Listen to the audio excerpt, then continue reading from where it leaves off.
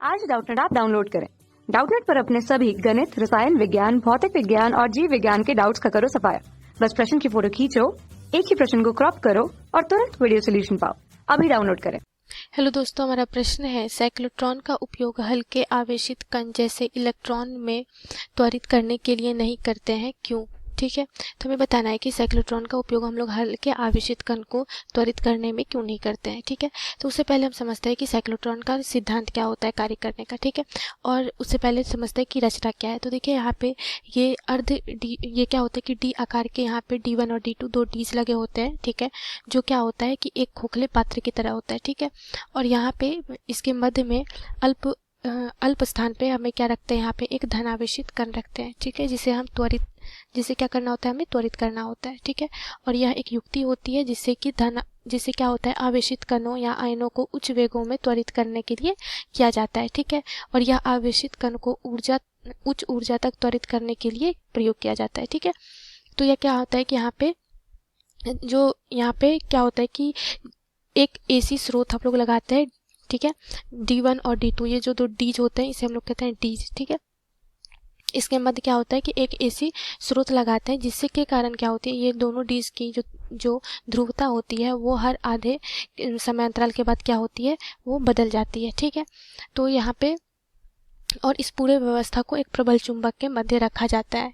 ठीक है, तो यहाँ पे देखिए क्या होता है कि इसके अगर हम कार्य सिद्धांत की बात करें तो क्या होता है कि साइक्लोट्रॉन का जो सिद्धांत होता है वह होता है कि जब किसी धन आवेशित कण को उच्च आवृत्ति वाले विद्युत क्षेत्र में प्रबल चुंबकीय क्षेत्र का उपयोग करते हुए बार बार गति करवाई जाए तो धन आवेशित कण त्वरित हो जाता है तथा इसकी ऊर्जा बहुत अधिक बढ़ जाती है। ठीक है, अब इसकी हम कार्यविधि समझते हैं। तो देखिए क्या होता है, चूंकि यहाँ पे हमने एसी स्रोत लगाया है तो एसी में क्या होता है कि हर एक आधे समांतराल के बाद क्या होता है कि इसकी ध्रुवता क्या होती है, चेंज होती है। तो ठीक उसी प्रकार यहाँ पे देखिए क्या होगा कि सबसे पहले मान लेते हैं कि यहाँ पे D1 के लिए, चूंकि D1 और D2 क्या है, एसी स्रोत से जुड़ा हुआ है। ठीक है, और यहाँ पर S पे हमने माना है कि कोई धनावेशित कण है। ठीक है, तो क्या होता है कि मान लेते हैं कि प्रारंभ में D1 धनावेशित है और D2 क्या है, ऋणावेशित है। ठीक है, तो ये धनावेशित कण किधर आकर्षित होगा, D2 की तरफ आकर्षित होगा। ठीक है, और अब जैसे ही आधा समय अंतराल के बाद इसकी ध्रुवता चेंज हो जाएगी, तो अब ये ऋणात्मक और ये धनात्मक हो गया डीज। अब ये जो धनावेशित कण है वो किधर आकर्षित होगा, D1 की तरफ आकर्षित होगा। ठीक है, इससे क्या होती है कि हर आधे चक्कर में जो आवेशित कण होती है उसमें Q इंटू V की ऊर्जा वृद्धि होती है, जहाँ पे Q क्या है, आवेश है, और V क्या है, वेग है कण का। ठीक है, तो यहाँ पे इस तरह से इस घटना को बार बार दोहराई जाती है, जिससे कारण क्या होता है कि कण की ऊर्जा के साथ वेग भी बढ़ता जाता है और वेग में वृद्धि के कारण उसके वृत्तीय पथ की त्रिज्या भी बढ़ती जाती है।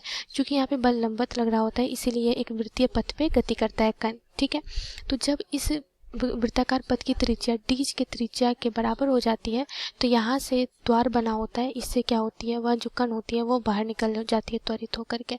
ठीक है, तो इस प्रकार साइक्लोट्रॉन का कार्य होता है। अब पूछा जा रहा है कि साइक्लोट्रॉन का कार्य हल्के आवेशित कणों के लिए हम लोग क्यों नहीं करते हैं। ठीक है, तो इसका कारण ये है कि देखिए क्या होता है कि चूंकि यहाँ पे वृत्ताकार, यहाँ पे क्या है, ये पथ है, तो इसके कारण यहाँ पे क्या लगता है, चुंबकीय क्षेत्र के कारण यहाँ पे अभिकेंद्रीय बल लगता है, जिसका मान हम लिखते हैं mv²/r। ये अभिकेंद्रीय बल हो गया और ये चुंबकीय क्षेत्र के कारण होता है, तो ये QV भी हो गया। ठीक है, ये होता है। तो यहाँ से अगर हम देखें तो ये क्या हो गया, mv² बराबर RQVB, जहाँ पर R क्या है, ये त्रिज्या है पथ की, M है द्रव्यमान, V है वेग। ठीक है, Q आवेश है, B चुंबकीय क्षेत्र की तीव्रता है। ठीक है, तो यहाँ से अगर हम देखें तो ये क्या हो जाएगा, MV बराबर RQB। ठीक है, और V बराबर यहाँ पर क्या हो गया, RQV/M। ठीक है, तो M क्या है, यहाँ पे जो कण ले रहे हैं उसका द्रव्यमान है। तो अधिक ऊर्जा वाले हल्के कणों का जो द्रव्यमान होता है वह अपेक्षीय प्रभाव से बढ़ता जाता है। ठीक है, ये क्या होता है, बढ़ता जाता है। तो अगर ये बढ़ते जाएगा तो यहाँ पे हम देख सकते हैं, अगर बाकी चीज़ जो है वो नियत रह रही है तो M का मान बढ़ते बढ़ते क्या होगा कि इसके लिए जो वेग होगा वो क्या होते जाएगा, कम होते जाएगा। और वेग कम होने के कारण क्या होगा कि जिससे कणों का त्वरण एक सीमित मान तक ही संभव हो पाएगा। ठीक है, क्या होगा कि जिससे कणों का त्वरण का मान एक सीमित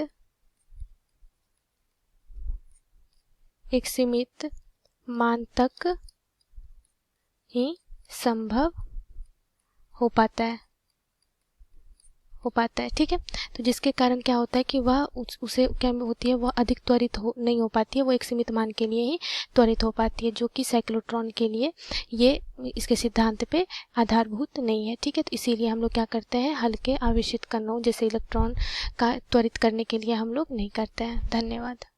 कक्षा 6 से 12वीं से लेकर नीट, IIT, JEE वो एडवांस के लेवल तक 1 करोड़ से ज्यादा छात्रों का भरोसा। आज ही डाउनलोड करें डाउटनेट ऐप या व्हाट्सएप करें अपने सारे डाउट्स 8400 400 400 पर।